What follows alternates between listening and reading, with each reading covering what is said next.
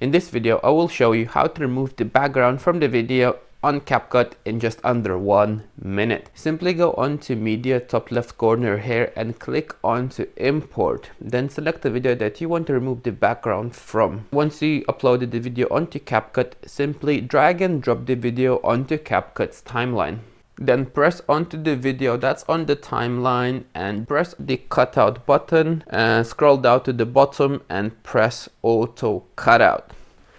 And now we wait till it's finished processing until it's like 100%, and that's it. That's how you automatically cut out the background in under 1 minute.